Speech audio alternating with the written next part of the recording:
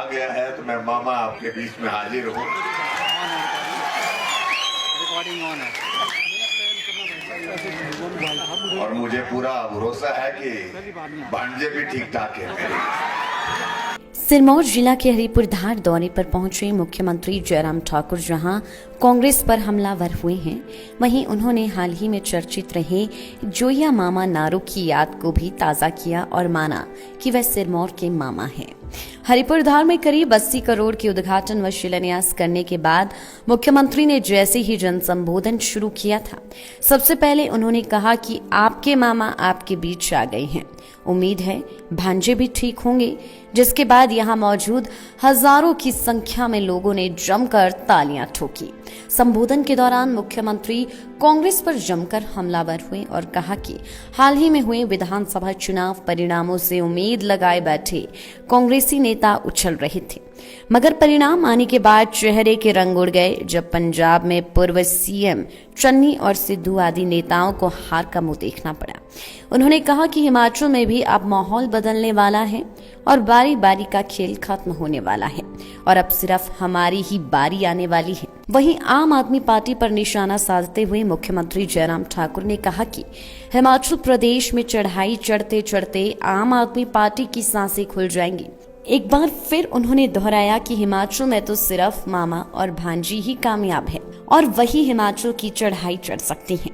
CM Jairam Thakur ने यह भी कहा कि गिरिपार जनजातीय क्षेत्र के जनजातीय मुद्दे को उन्होंने गंभीरता से केंद्र सरकार के सामने बुलंद आवाज के साथ उठाया है और उम्मीद है कि जल्द ही मुद्दा सिरे चलेगा। आ गया है तो मैं मामा आपके बीच में हाजिर हूँ।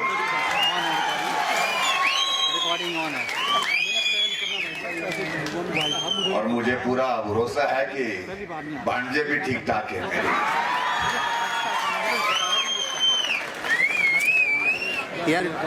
भांजे भी ठीक है और भांजिया भी ठीक है। बोलते इस मामा ने छोड़ा ही कुछ नहीं।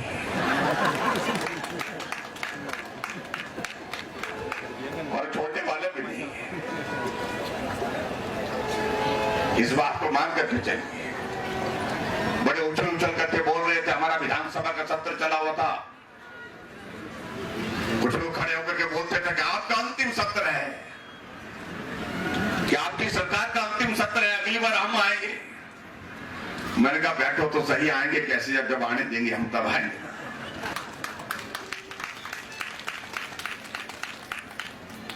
और इनके कुछ नेता बहुत ज्यादा उछलते हैं, ऐसे उछलते हैं जैसे जैसे जो उनकी सीट पर स्प्रिंग लगा हुआ है।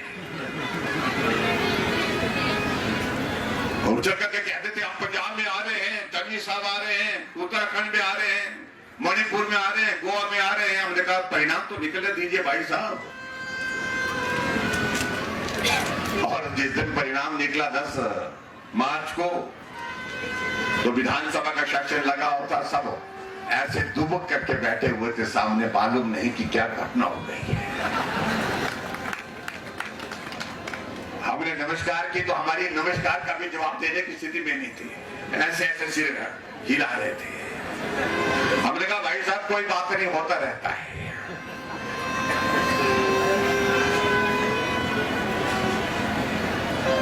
हमें उछल उछल के कहने वाले लोग कि भाई चन्नी साहब आ रहे हैं, चन्नी साहब ऐसे गए कि 2 जगह से चुनाव लड़े, दोनों जगह से निपट गए, दोनों जगह से हार गए।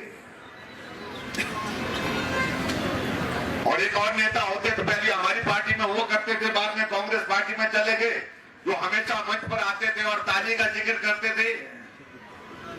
वो ताली बजाते बजाते तीसरे स्थान पर रह जाकर के। सिद्धू साहब आप समझ गए ना।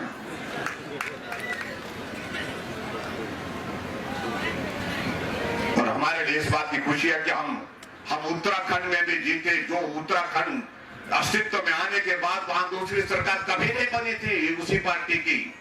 5 वर्ष के बाद हमेशा सरकार बदलती थी। हम मणिपुर जीते, हम गोवा जीते, हम उत्तर प्रदेश में 37 वर्षों के इतिहास के बाद, उत्तर प्रदेश में 37 वर्षों के बाद फिर से भाजपा के बाद फिर भाजपा की सरकार।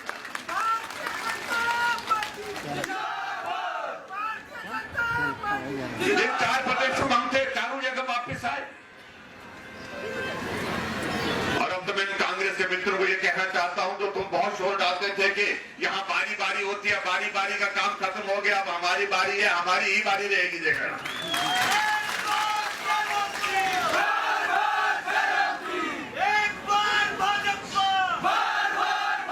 वो रिवाज ही खत्म कर हो गया वो लबारी का। 400 से ज्यादा सीटें उत्तर प्रदेश में कांग्रेस की 2 आई है, और कुछ आजकल और एक पार्टी आ रही है, वो बहुत शोर डालने की कोशिश कर रही है। उनको ऐसा लग रहा है कि जैसे दिल्ली मैदान है, पंजाब मैदान है, तो हम पहाड़ पर भी चढ़ जाएंगे। मैंने कहा भाई साहब, सांस भूल जाएगी इधर। तो यहाँ जब चढ़ना पड़ता है, उतरना पड़ता है, तो मालूम पड़ता है। यहाँ तो मामा और भांजे ही जा सकते हैं, आपकी बस की बात। हमारा ऐसा जिला है जहाँ आपकी भावनाओं का सम्मान करते हुए बहुत लंबे समय से एक आपका संघर्ष चला हुआ है हाटी की बात कहने की, जो आपने शुरुआत की है, अभी तक भी वो मुकाम तक पहुंचाने के लिए उसके लिए प्रयत्न करना है।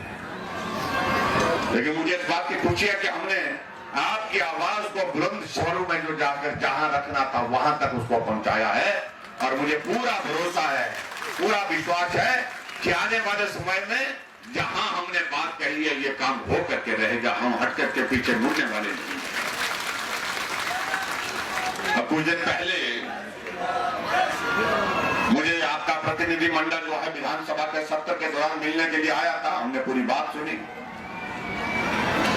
उसके पश्चात हमारे गृह मंत्री जी से मेरी बात हुई। मैंने कहा इसमें आपका निवेदन, इसमें आपका सहयोग चाहिए, आशीर्वाद चाहिए। उन्होंने कहा मैं करता हूं। और मैं उनके टेक्निकल चीजों में नहीं जाना चाहूंगा। यहाँ डॉक्टर साहब ने बहुत डिटेल में सारी बातों का जिक्र कर लिया है मुझसे पहले, जो उस हाटी के सारे विषय के बारे में बहुत दक्षता से अपनी बात रखते हैं। लेकिन मुझे इस बात की खुशी है कि अभी हमने समय मांगा था गृह मंत्री जी से, तो उन्होंने समय दिया। हम सब लोग गए और मिल करके आए। उन्होंने कहा कि सारी औपचारिकताएं आपकी लगभग पूर्ण है और बहुत जल्दी आने वाले समय में हम इस निर्णय को लेंगे, और निर्णय लेकर के आपका जो लंबे समय से जो लाइफ टाइम्स टीवी के लिए नाहन से सतीश शर्मा की रिपोर्ट।